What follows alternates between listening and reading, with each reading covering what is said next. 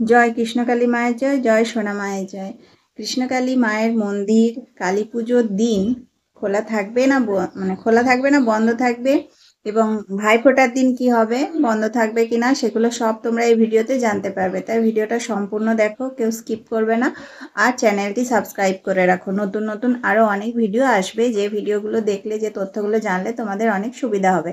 তাই বলবো যে কেউ ভিডিওটা স্কিপ করবে না। কালী পুজো, কৃষ্ণকালী মায়ের মন্দিরে কালী পুজোর দিন, কালী পুজো হচ্ছে সোমবার, সোমবার কৃষ্ণকালী মায়ের মন্দির কিন্তু বন্ধ থাকে। প্রত্যেক সোমবার কৃষ্ণকালী মায়ের মন্দির বন্ধ থাকে, কিন্তু কালী পুজোর দিন মন্দির খোলা থাকবে।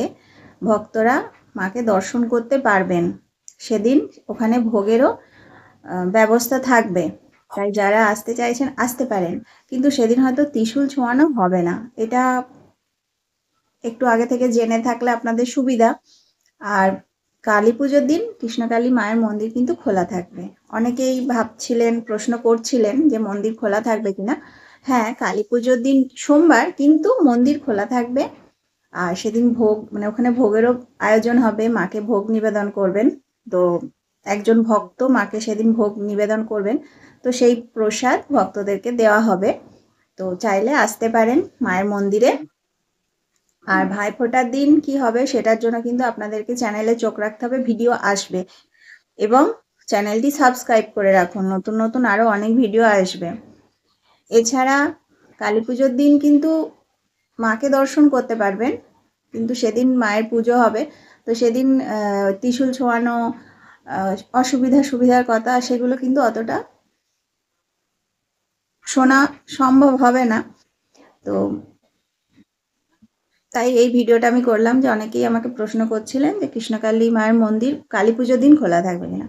হ্যাঁ, কালী পুজোর দিন খোলা থাকবে।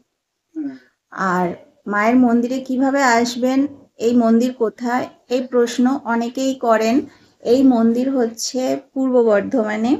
আর এই মন্দিরে কিভাবে আসবেন তার ঠিকানা, সম্পূর্ণ ঠিকানা আমার চ্যানেলে ভিডিও আছে, আপনারা গিয়ে একটু দেখুন ভিডিওগুলো।